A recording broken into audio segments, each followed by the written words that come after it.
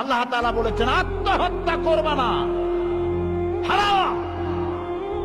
যে ব্যক্তি আত্মহত্যা করে তার জানাজা কোন আলেম তার জানাজা পড়াবে না।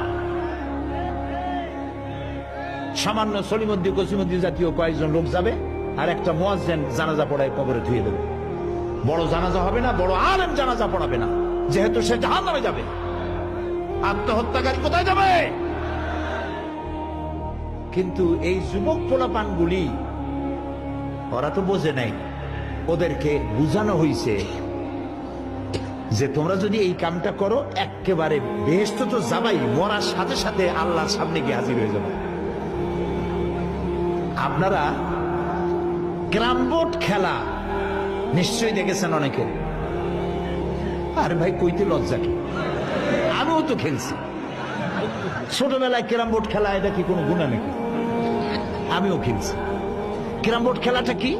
বোর্ডের উপরে কতগুলি এরকমের গুটি থাকে, একটা থাকে লাল, ঠিক না?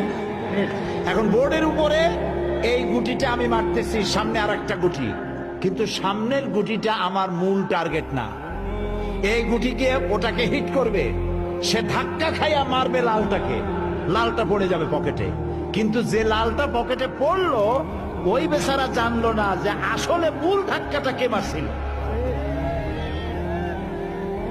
কাজী এই যে যুবক পোলাপানগুলি ইসলামের জন্য জীবন দিতে, জীবন দেওয়া সহজ ব্যাপার না। কত বড় নেশা, পাগল বানায় এদেরকে। মরবার জন্য এসেছে, মরবে সে। একজনে নাকি মোষ খুব বড় ছিল, হাত দিয়ে মোষ এরকম উঁচা করিয়া তারপরে মদ খাইতেছে, বহুত কষ্ট করে। তারপরে লোকেরা বললো, তো তুমি এত কষ্ট করে মদ খাইতেছো কেন, হাত দিয়ে মোষ এত উঁচা করিয়া?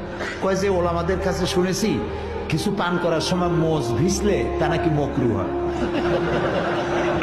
ও খাইতেছে কিন্তু মকরুর ভয় করতেছে।